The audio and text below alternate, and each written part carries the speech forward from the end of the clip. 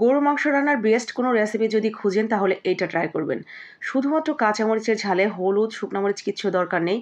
এত সফট আর এত মজার এই মাংসটা রুটি, পরোটা, নান রুটি, গরম ভাত, পোলাও সব কিছু দিয়েই দারুণ লাগে খেতে। আমার বাসার প্রত্যেকেই বলে এটা নাকি গরুর মাংসের বেস্ট রেসিপি। এত মজার হয় এই মাংস রান্নাটা।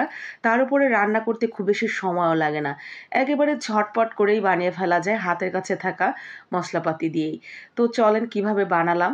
তো প্রথমে আমরা এখানে নিয়েছি কিছু কাঁচামরিচ।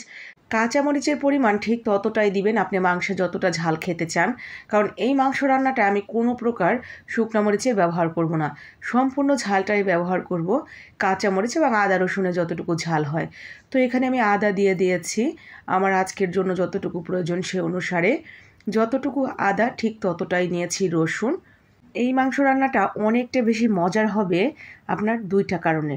প্রথম কারণ হলো এই যে আপনি ইনস্ট্যান্ট মশলাগুলো বেটে নিলেন, যার কারণে মশলার ঘ্রাণগুলো কিন্তু একেবারে সুঘ্রাণ থাকবে। সেই সাথে কাঁচামরিচের ঝাল, কাঁচামরিচের ঝালে আপনি যে কোনো রান্নাই করেন না কেন আলাদাই দারুণ একটা ফ্লেভার হয়। তার উপরে যদি এতটা মশলাপাতি সুন্দর করে মেখে টেখে রান্না করা হয় তাহলে ভাবতেই পারছেন এটার টেস্ট কোন লেভেলে যাবে। আজকে আমি রান্নাটা গরুর মাংস দিয়ে করেছি। অনেকে আছেন গরুর মাংস খান না, বা আমার পেজে অনেক সনাতনী আপু ভাইয়ারা আছেন তারা কিন্তু এটা মাটন দিয়ে করতে পারেন অথবা চিকেন দিয়ে, সেমভাবে সেম মশলাপাতি যোগ করে। তো সমস্ত মশলাটা ঠিক এইভাবে বেটে নিয়েছি আধ বাটা করে। এরপরে 2-3 চামচের মতো টক দই, তার সাথে স্বাদ মতো লবণ আর ধনিয়ার গুঁড়া আর সামান্য একটু শাহি গরম মশলার গুঁড়া, আর দিয়ে দিয়েছি সরিষার তেল। এই রান্নাটা আমি সম্পূর্ণভাবে সরিষার তেলেই রান্না করব। সরিষার তেলে রান্না করার চেষ্টা করবেন, তবে যদি না থাকে হাতের কাছে সরিষার তেল তাহলে কিন্তু রেগুলার সয়াবিন তেল দিয়েও রান্না করে নিতে পারবেন, কোনো সমস্যা নেই। তবে চেষ্টা করবেন এই রান্নাটা সরিষার তেলেই করার। তবে আমি ঠিক যেরকম অথেন্টিক টেস্টের কথা বলবো সেরকম টেস্টই পাবেন।